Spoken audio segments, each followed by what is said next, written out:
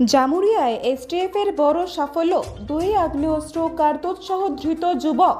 অবৈধ আগ্নেয়াস্ত্র পাচার রুখতে বড়সড় সাফল্য পেল স্পেশাল টাস্ক ফোর্স। গোপন সূত্রে পাওয়া খবরের ভিত্তিতে অভিযান চালিয়ে জামুরিয়া থানার কেন্দা এলাকার বেলবাট বাসস্ট্যান্ড সংলগ্ন এলাকা থেকে এক যুবককে গ্রেপ্তার করা হয়েছে। তার কাছ থেকে 2টি অবৈধ পিস্তল ও একটি তাজা কার্তুজ উদ্ধার হয়েছে। এসটিএফ সূত্রে জানা গিয়েছে, কেন্দা এলাকার বেলবাট বাসস্ট্যান্ডের কাছে এক ব্যক্তি অবৈধ আগ্নেয়াস্ত্র নিয়ে ঘোরাফেরা করছে বলে গোপন তথ্য পাওয়া যায়। এরপর এসটিএফ এর একটি বিশেষ দল এলাকায় অভিযান চালিয়ে 24 বছর বয়সী খায়রুল আলম চৌধুরীকে আটক করে। তল্লাশি চালিয়ে তার কাছ থেকে 2টি অবৈধ পিস্তল এবং একটি জীবন্ত কার্তুজ উদ্ধার করা হয়। পুলিশ জানিয়েছে, ধৃত খায়রুল আলম চৌধুরীর বাড়ি পাণ্ডবেশ্বর থানার ডালুরবাদ এলাকায়। প্রাথমিক তদন্তে অনুমান করা হচ্ছে সে কোনো বড় অস্ত্র পাচার চক্রের সঙ্গে যুক্ত থাকতে পারে।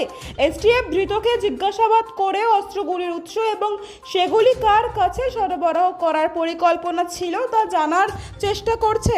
গ্রেপ্তারের পর অভিযুক্তকে জামুরিয়া থানায় নিয়ে যাওয়া হয়। সমস্ত আইনি প্রক্রিয়া সম্পন্ন করে শনিবার তাকে জেলা আদালতে তোলা হয়। তদন্তের স্বার্থে পুলিশ আদালতের কাছে হেফাজতের আবেদন জানিয়েছে।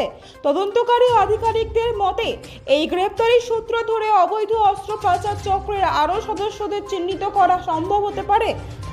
প্রশাসনের পক্ষ থেকে জানানো হয়েছে, অবৈধ আগ্নেয়াস্ত্রের কারবারে জড়িতদের বিরুদ্ধে ভবিষ্যতে কঠোর অভিযান অব্যাহত থাকবে।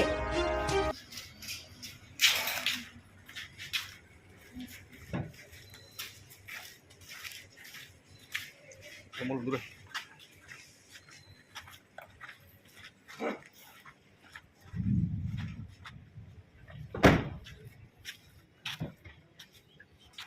সরাবো।